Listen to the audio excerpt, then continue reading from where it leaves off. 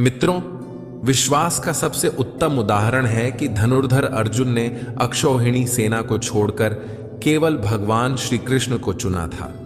उसे सेना नहीं चाहिए थी, बस सारथी रूप में प्रभु का साथ चाहिए था, क्योंकि अर्जुन जानता था कि जहां कृष्ण है वहां विजय स्वयं चलकर आती है। उसने बाहरी बल नहीं, आत्मबल और ईश्वर में भरोसे को महत्व दिया। यही सच्चा विश्वास है, जो संकट में भी प्रभु की शरण को ही सबसे बड़ा सहारा मानता है। जय श्री कृष्ण। आप सुन रहे हैं श्रीमद् भगवत गीता की एक शानदार श्रृंखला, जिसका नाम है भगवत गीता की सीख। और आज हम जानेंगे कि श्रीमद् भगवत गीता के 8वें अध्याय से क्या सीखा जा सकता है, और वह भी बहुत ही सरल भाषा और आसान से शब्दों में।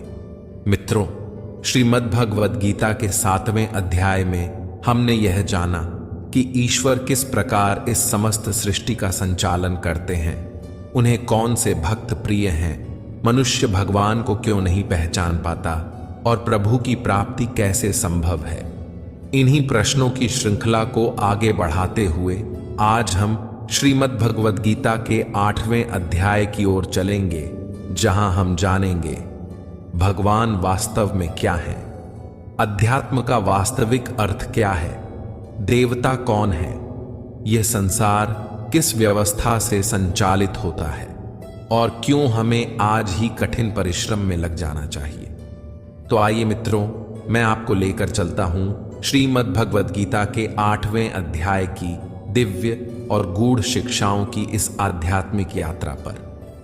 श्रीमद् भगवत गीता अध्याय 8, अक्षर ब्रह्म योग। यह अध्याय हृदय को छू लेने वाली उन गूढ़ आध्यात्मिक अवधारणाओं को संक्षेप में प्रस्तुत करता है, जिनका विस्तार उपनिषदों में बड़े ही भावपूर्ण रूप से किया गया है। इसमें आत्मा के अंतिम गंतव्य का रहस्य उजागर होता है। वह क्षण जब देह छूटती है, वही पल तय करता है कि आत्मा किस दिशा में अग्रसर होगी। यदि उस अंतिम क्षण में मन ईश्वर के स्मरण में रमा हो तो मोक्ष निश्चित है। इसलिए यह अत्यंत आवश्यक है कि हम अपने दैनिक जीवन की जिम्मेदारियों को निभाते हुए भी निरंतर भगवान की दिव्य लीलाओं, गुणों और स्वरूप का चिंतन करते रहें। जब भक्ति इतनी गहरी हो जाए कि मन, बुद्धि और आत्मा सब प्रभु में लीन हो जाए, तब हम इस भौतिक संसार की सीमाओं को लांघकर एक दिव्य शाश्वत चेतना के क्षेत्र में प्रवेश करते हैं। इसके बाद भगवान श्री कृष्ण इस अध्याय में सृष्टि के उन रहस्यमयी लोकों की चर्चा करते हैं, जहां असंख्य जीव जन्म लेते हैं, कर्म करते हैं और काल के प्रभाव से एक दिन फिर अव्यक्त में लीन हो जाते हैं। लेकिन इन सभी लोकों से परे, इस परिवर्तनशील सृष्टि के पार, भगवान का एक दिव्य और अविनाशी लोक है। वह लोक जहां केवल शुद्ध आत्माएं पहुंचती हैं। वे भाग्यशाली जो मृत्यु के समय प्रकाश के मार्ग पर अग्रसर होते हैं। वे इस परम धाम में प्रवेश करते हैं और फिर कभी इस दुखमय संसार में लौट कर नहीं आते। परंतु जो अंधकार के मार्ग का अनुसरण करते हैं, वे बार बार जन्म, रोग, बुढ़ापा और मृत्यु के बंधनों में बंधे रहते हैं। इस अध्याय के प्रारंभ में अर्जुन का हृदय जिज्ञासा से भर उठा है। वह गहन भाव से भगवान श्री कृष्ण से कुछ अत्यंत गूढ़ प्रश्न पूछते हैं, ऐसे प्रश्न जो केवल एक सच्चे साधक के मन में ही उठ सकते हैं, जो जीवन के रहस्य को समझने को व्याकुल हो। वह श्रद्धा और विनम्रता से कहता है, किं तद ब्रह्म, किं अध्यात्मम, किं कर्म पुरुषोत्तम। अर्थात, हे प्रभु, ब्रह्म क्या है, आत्मा का स्वरूप क्या है, और यह कर्म जो हमें हर क्षण बांधता है, वह वास्तव में क्या है। अधिभूतम च किं प्रोक्तम, अधिदैवम किमुच्यते। अर्थात, हे मधुसूदन, यह अधिभूत किसे कहते हैं, और वह अधिदैव जो हमारे जीवन के पीछे कार्य कर रही दिव्य शक्ति है, वह क्या है। अधियज्ञ कठम कोत्र देहस्मिन मधुसूदन। अर्थात, हे मधुसूदन, यह अधियज्ञ कौन है और वह इस नश्वर शरीर में कैसे स्थित रहता है। और फिर अर्जुन का प्रश्न एक गहरी भावनात्मक गहराई को छू जाता है। प्रयाण काले च कथम झेयोसी नियतात्म भे, अर्थात हे श्री कृष्ण, जो भक्त दृढ़ मन और अपार श्रद्धा से आपके ध्यान में लीन रहते हैं, वे मृत्यु के अंतिम क्षण में आपको कैसे जान सकते हैं। मित्रों, यहां अर्जुन बड़े भावुक और जिज्ञासु मन से श्री कृष्ण से एक अत्यंत गूढ़ प्रश्न पूछते हैं। वह जानना चाहते हैं कि ऐसा क्या होता है अंत समय में, जब एक साधक जिसने अपने चित्त और मन को पूरी तरह संयमित कर लिया हो, मृत्यु के क्षणों में श्री कृष्ण को जान लेता है। क्या केवल संयम और साधना ही पर्याप्त है, या फिर कोई विशेष रहस्य है जिससे वह पुरुष उस अंतिम क्षण में प्रभु को प्राप्त कर पाता है। अर्जुन की यह जिज्ञासा स्वाभाविक है, क्योंकि यह प्रश्न हर साधक के हृदय में कभी न कभी उठता ही है। श्री कृष्ण ने पहले कहा था कि जो व्यक्ति निष्काम भाव से कर्म करता है, अपने मन को संयमित करता है और निरंतर मेरी भक्ति में लीन रहता है, वह अंततः मुझे प्राप्त करता है। पर अर्जुन पूछते हैं, कैसे?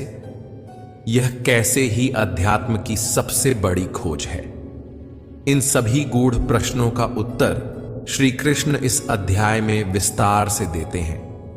वे न केवल अर्जुन को बल्कि हम सभी को यह भी समझाते हैं कि यह ब्रह्मांड किस नियम से संचालित होता है, आत्मा का स्वरूप क्या है, पुनर्जन्म कैसे होता है और उससे मुक्ति कब और कैसे मिलती है।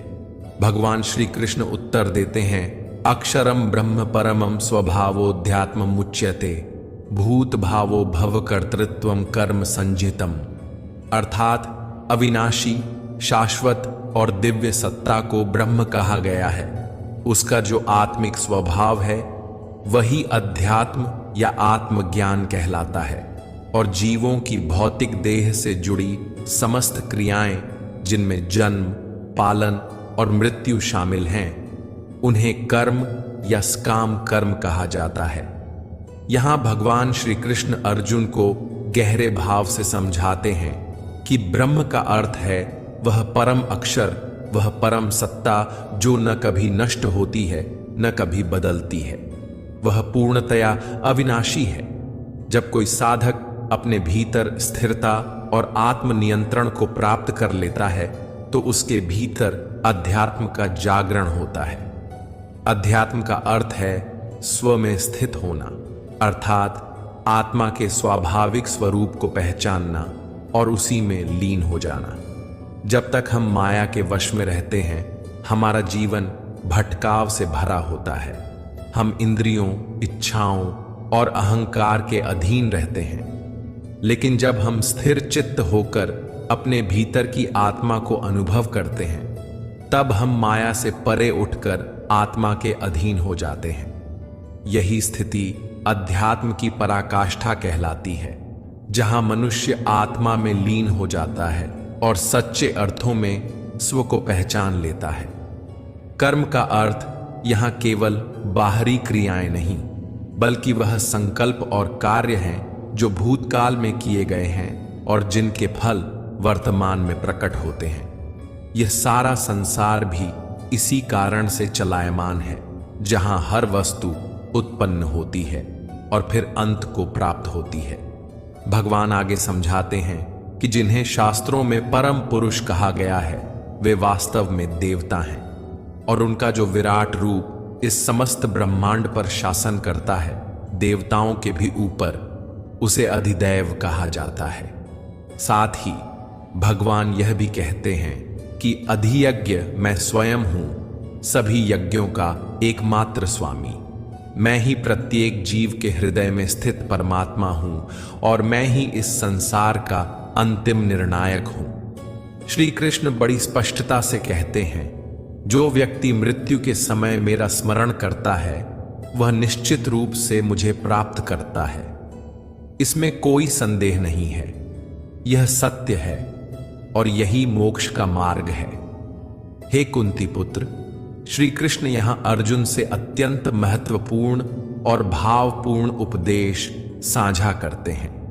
वे कहते हैं, जो मनुष्य मृत्यु के समय जब वह अपना शरीर त्याग रहा होता है, जिस भाव या विचार का स्मरण करता है, वह उसी गति को प्राप्त होता है, क्योंकि मृत्यु के उस अंतिम क्षण में वही विचार प्रबल होता है जिसका व्यक्ति ने जीवन भर अभ्यास किया होता है। इसलिए भगवान अर्जुन से कहते हैं, निरंतर मेरा स्मरण करते रहो और साथ ही अपने कर्तव्य का पालन करते हुए युद्ध भी करो। अपने मन और बुद्धि को मुझे अर्पित कर दो, तब तुम निश्चित रूप से मुझे प्राप्त करोगे। इसमें तनिक भी संदेह नहीं है। हे पार्थ, जब तुम अभ्यास और दृढ़ संकल्प के साथ अपने चित्त को मुझ पुरुषोत्तम भगवान में एकाग्र करोगे, तब तुम निश्चित रूप से मुझे ही पाओगे। जो भक्त पूरे मन और श्रद्धा से निरंतर मेरा स्मरण करते हैं, वे बड़ी सहजता से मेरे पास आ जाते हैं, और जो एक बार मेरे पास आ जाता है, उसके जीवन के सारे दुख, मोह और जन्म मृत्यु का चक्र समाप्त हो जाता है।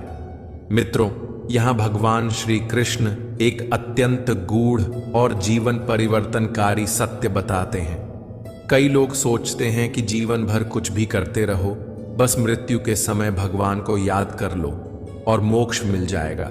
लेकिन भगवान कहते हैं, ऐसा नहीं होता, क्योंकि अंत समय में वही विचार मन में आता है जिसका आप जीवन भर अभ्यास करते आए हो। यदि पूरा जीवन भोग, क्रोध, मोह, लोभ और सांसारिक चिंताओं में बीत आया है, तो मृत्यु के अंतिम क्षण में भी वही विचार मन में उठेंगे। इसीलिए श्री कृष्ण कहते हैं, अर्जुन, तुम निरंतर मेरा चिंतन करने का अभ्यास करो, ताकि अंत समय में भी मेरा ही स्मरण कर सको और मुझे प्राप्त कर सको। श्री कृष्ण अर्जुन से कहते हैं, जब कोई महान आत्मा मुझे प्राप्त कर लेती है, तो वह फिर कभी इस दुखों से भरे नश्वर संसार में जन्म नहीं लेती, क्योंकि वह आत्मा अब पूर्णता को प्राप्त कर चुकी होती है, वह मोक्ष को पा चुकी होती है। हे अर्जुन, इस भौतिक सृष्टि के सभी लोक, चाहे वह ब्रह्मा का सर्वोच्च लोक ही क्यों न हो, जन्म और पुनर्जन्म के चक्र से बंधे हैं। परंतु हे कुंती पुत्र, जो मेरा परम धाम प्राप्त कर लेता है, उसे फिर कभी पुनर्जन्म नहीं लेना पड़ता। श्री कृष्ण समझाते हैं कि ब्रह्मा का एक दिन पृथ्वी के 1000 युगों के बराबर होता है, और उनकी एक रात भी उतनी ही लंबी होती है। दिन के समय संपूर्ण सृष्टि का सृजन होता है, और रात होते ही यह सब फिर ब्रह्मा में लीन हो जाता है। यह सृष्टि और प्रलय का चक्र निरंतर चलता रहता है, दिन और रात की तरह। लेकिन जो मेरे सच्चे भक्त होते हैं, वे इस अनंत चक्र से जल्दी ही मुक्त हो जाते हैं और मेरी शरण में आ जाते हैं। फिर भगवान 2 मार्गों का वर्णन करते हैं। हे अर्जुन, अब मैं तुम्हें वह 2 रास्ते बताता हूं, जिनसे आत्माएं या तो परम धाम को प्राप्त करती हैं या फिर संसार में लौट आती हैं। जो योगी शरीर त्यागते हैं, उस समय जब सूर्य का प्रकाश फैला हो, शुक्ल पक्ष हो और सूर्य उत्तरायण में हो, वे मेरे परम धाम को प्राप्त होते हैं और फिर कभी लौटकर इस संसार में नहीं आते। वहीं दूसरी ओर, जब कोई योगी रात्रि में शरीर छोड़ता है, जब कृष्ण पक्ष हो और सूर्य दक्षिणायन में हो, तो वह दिव्य लोकों में बहुत समय तक सुख भोगता है, परंतु अंततः उसे फिर जन्म लेना पड़ता है। परंतु एक सच्चा योगी जो इस संपूर्ण रहस्य को जानता है और अपने सभी कर्मों के फलों का त्याग करता है, वही परम ब्रह्म को प्राप्त करता है और सदा के लिए इस जन्म मृत्यु के चक्र से मुक्त हो जाता है। मित्रों, जब आप ध्यान की अवस्था में प्रवेश करते हैं, साधना में लीन होते हैं, तो मन के भीतर विचारों की एक बाढ़ सी आ जाती है। ऐसे ऐसे विचार उठते हैं जिनकी आपने कभी कल्पना भी नहीं की होती। कुछ उलझे हुए, कुछ भटके हुए, एक के पीछे एक विचार आता जाता है और आप अनजाने ही इस संसार से कहीं दूर किसी और ही दुनिया में खो जाते हैं। रिश्तेदारों की बातें, बचपन की यादें, ऑफिस के तनाव, दोस्ती के किस्से, सब कुछ मन में चलचित्र की तरह घूमने लगता है और यहीं से शुरू होता है असली युद्ध, इन अनगिनत विचारों से लड़ाई।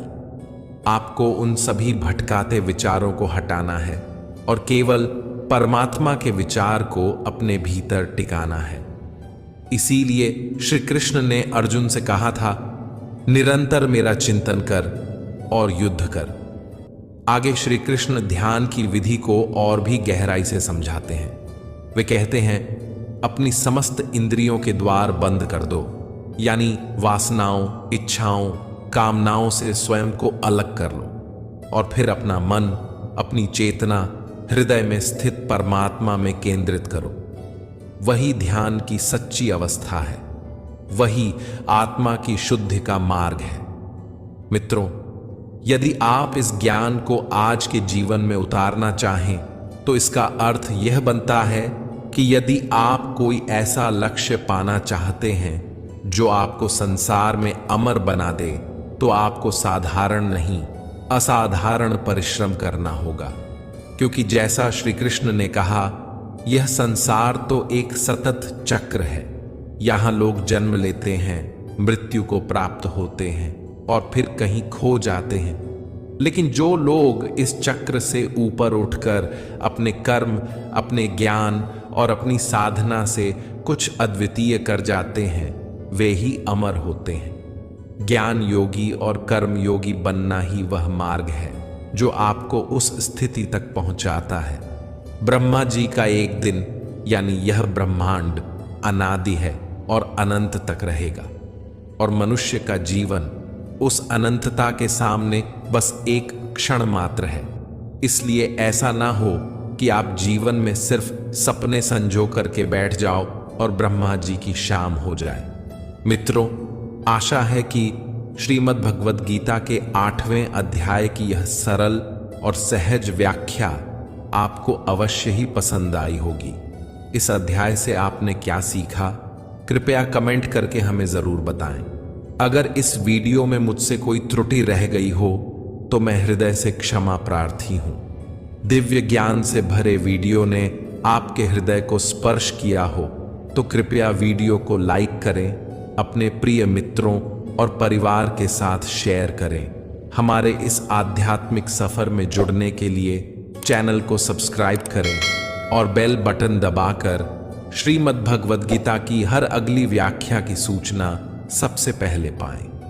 बहुत जल्द हम मिलेंगे श्रीमद् भगवद गीता के 9वें अध्याय की एक और ऐसी ही ज्ञानवर्धक और प्रेरणादायक व्याख्या के साथ।